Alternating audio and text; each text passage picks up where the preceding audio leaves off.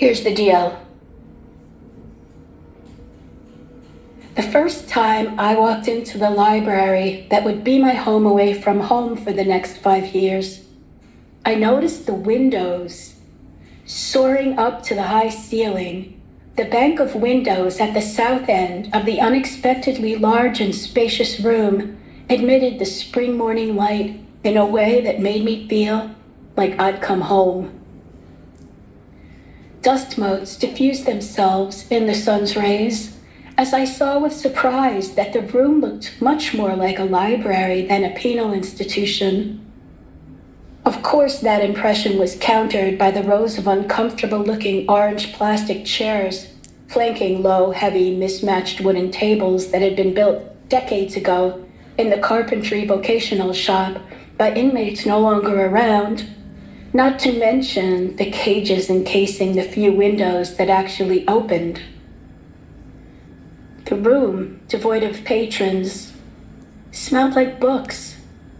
More precisely, it smelled like a second-hand bookstore. I learned later that this library was unusual for a prison because it had open stacks the inmates could browse. Most prison libraries, constructed after this dinosaur of a prison, were small rooms with closed stacks.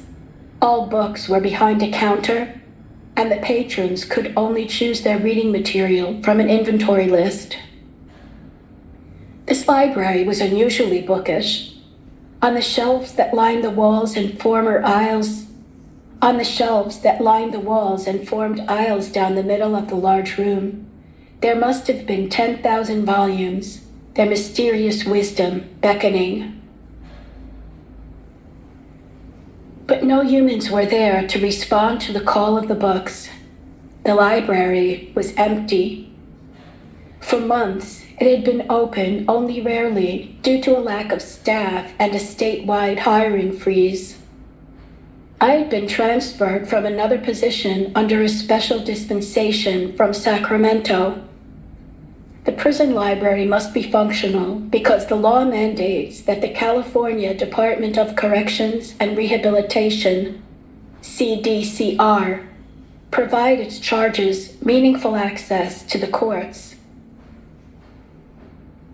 So inmates in California are guaranteed at least 2 hours per week for the purpose of pursuing their own legal work, 4 hours if they can show a verifiable court deadline within 30 days.